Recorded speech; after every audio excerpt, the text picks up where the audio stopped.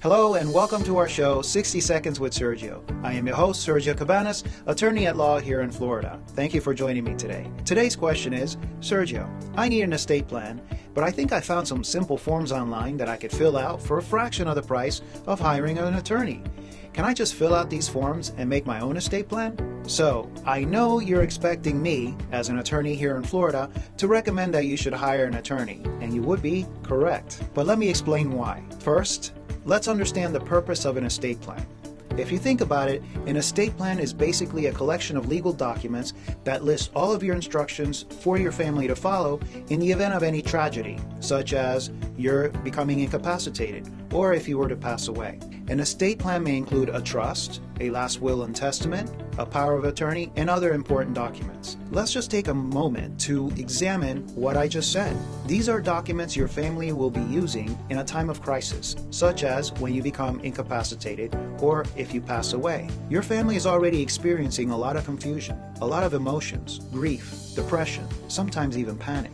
These are documents that you're giving to them to help you and themselves in this huge time of crisis. If you don't have a proper estate plan, the people you love and you care about, who are already going through an emotionally challenging crisis, will be subjected to numerous problems. That's the last thing you want it to happen. These problems can range from them having to hire another attorney to spend substantially more money to go through an expensive, time-consuming court proceeding, such as a guardianship or probate. They could have also have to deal with your creditors. They would have to deal with their creditors. They could be dealing with other tax issues that could have been avoided. Worse yet, there could be many disagreements and arguments within your family, causing the family to fracture, which causes more problems for the people that you love and care about.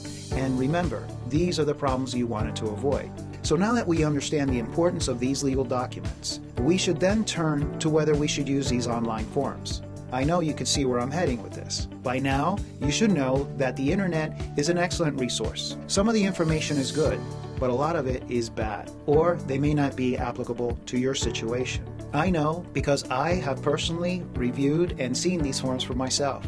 Many of these forms are generic and not tailored to your specific situation. That's mistake number one. Many of these forms are not even legally valid in your state. Also, many of these forms are outdated by new ever-changing laws.